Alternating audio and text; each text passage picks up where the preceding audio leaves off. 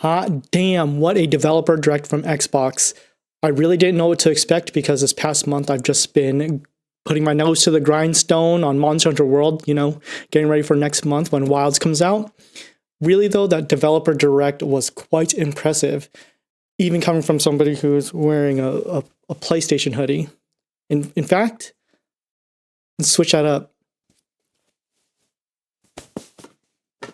Yeah, still PlayStation, but I think I could edit out this and you'd still get the Xbox thing going. So yeah, I'm going to go ahead and do that real quick. Okay, there you go. Hello, fellow freaks, geeks, and normies. Today I'll be talking about Xbox's developer direct that they just had.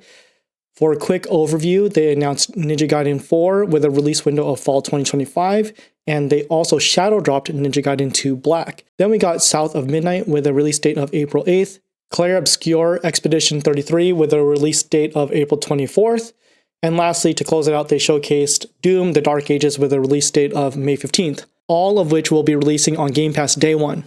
Before I dive in, I will very politely ask that you hit that fucking subscribe button and finish it off with a like on this video. We're going places this year.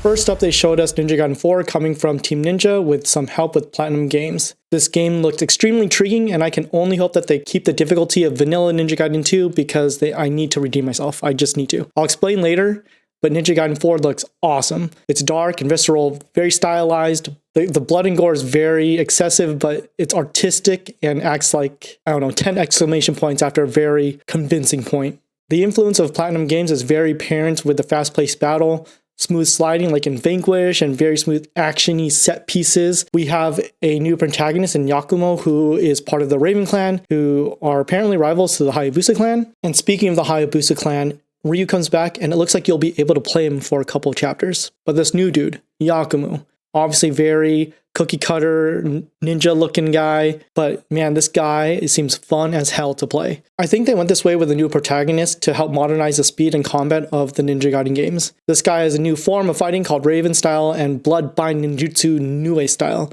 which yeah, that checks out. That explains all the blood, obviously. From what it looks like, the Bloodbind style is how his blade gets excessively long. The way it looks actually reminds me of Lady Maria in Bloodborne. I'm not sure if you guys ever played that game. It's a pretty good game. You should check it out. Like, when you throw a very large swing and then there's a big red trail that follows with it. I don't know. It just looks cool. And then they gave us one more surprise with shadow dropping Ninja Gaiden 2 Black. Looking at the Steam reviews right now, though, it looks like it's sitting at a 77%, which is mostly positive, mainly because it's not the vanilla Ninja Gaiden 2 difficulty.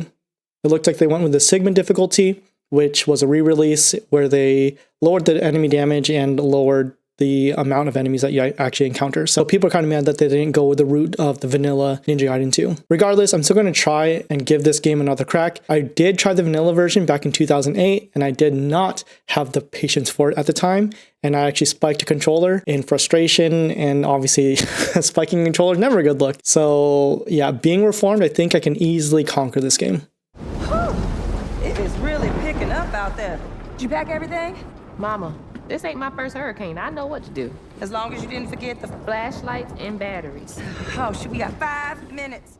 South of Midnight is a game I am intrigued in, but I'm not sure if it's going to be my cup of tea. The protagonist's name is Hazel, and they call her a weaver. In this game, a weaver is somebody who can see the fabric that combines the world, people, nature, and echoes of the past. Weavers can see the strengths and stigmas of the real world, and it's Hazel's job to cleanse the stigmas. Kind of like an anime in like Jujutsu Kaisen or Bleach, where certain people can see things from another realm, and then they have somebody like a sorcerer or Shinigami to cleanse them, and then the area is safe. So I think that's what Hazel's job is. She's a Shinigami. There's a catfish who looks fucking awesome, and they're your guide and companion. They have strong stigmas called Haints, which I think we can treat those as like an elite type enemy, because there are boss battles where you fight mythical creatures like a huge owl, huge alligator, a huge woman thing. Everything's just huge. But apparently they're inspired by Southern folklore, so that's cool. I don't know. I think the reason I might not gel with it is because that they might have too much going for it. And surely they can't all be good, right? Like there was what looked like to be interesting movement with gliding and wall running and maybe even some platform puzzles. Boss battles are huge spectacles, which I think are going to be more like boss puzzles or something instead. You know, like move around the arena and maybe you can get a stab at it after it runs into the wall or something, and then that's that. You do that 3 times and it's over, instead of traditionally, you know, depleting the HP until it's all gone. It also has combat that apparently requires good timing and reaction to execute. Then, to top it all off, they're trying to tell a compelling story. That's impossible. I'm calling it, this game is a 7 out of 10. I feel like everything will just be serviceable at best, and the story won't leave too much of a lasting impression, so you'll probably just forget about it after the game's over. I'd be happy to prove it wrong though. I'd also be happy if you stop by my 48-hour gameathon, which is happening on February 28th to March 2nd, noon to noon PST. It'll be streamed live here on YouTube, as well as my Twitch channel, twitch.tv/LeoDonuts. See you there. Expeditioners, we honor your dedication. Clair Obscur Expedition 33 almost looks too good to be true. This game is made by Sandfall Interactive, who I don't think that they've made a game before, but I guess we've had success stories in recent years with unknown developers making bangers like Neilwiz coming out with Liza P and Game Science with Black Myth Wukong. I mean, technically Game Science made another mobile game or something, so the leap they made may be more impressive. I don't know. Anyway, Clair Obscur Expedition 33, or Expedition 33 for short, because no one will ever remember the Clair Obscur part. That game has an interesting look. This story is about a reimagined France in which a massive slumbering princess and monolith show up out of nowhere. This princess has been painting a number for who knows how long on a monolith, going down by 1 each year. That number that shows on the monolith is a cutoff age for everyone, and if you are above that age, then you get Thanos'd. Like, they literally showed somebody just turn into dust like they did in the movies. That's where Expedition 33 comes in. 33 is a number that is on the monolith at the start of the game, and the goal for Expedition 33 is to kill the Paintress to prevent everyone's inevitable end. This game aims to be heavy on extensionalism rather than focusing on good versus bad. It forces you to confront questions like, what are you going to do when you know that you are going to pass sooner than later? How would you spend your time? It's looking to show how people may deal with grief and loss when they themselves know that they will soon meet their end. And the gameplay looks clean as hell, and it's something that they call a reactive turn-based system. This means that it is all turn-based, but in battle you can mitigate or increase damage by well-timed button presses. There are a handful of games that have done this already, Legend of Dragoon or more recently Sea of Stars, and I can confirm these mechanics do make it way more interesting to play, at least for me personally. On top of that, they have really snappy cameras like you'd see in Metaphor Ray Fantasia or Persona.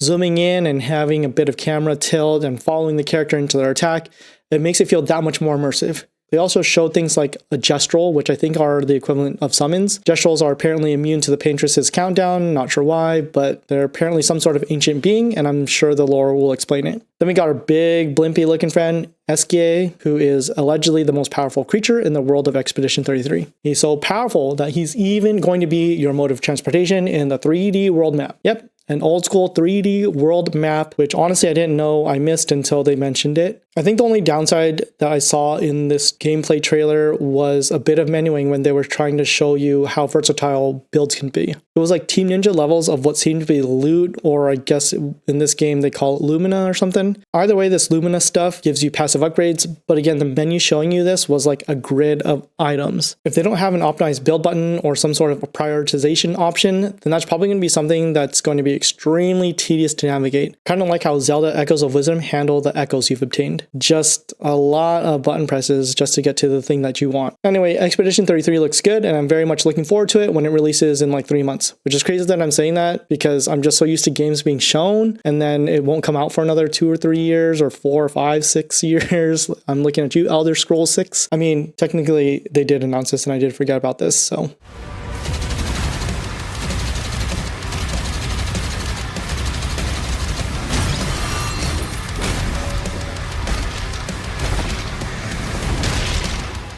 Lastly, we got the big baddie himself, Doom Guy, starring in Doom: The Dark Ages. I'll be honest, I still have yet to play Doom Eternal.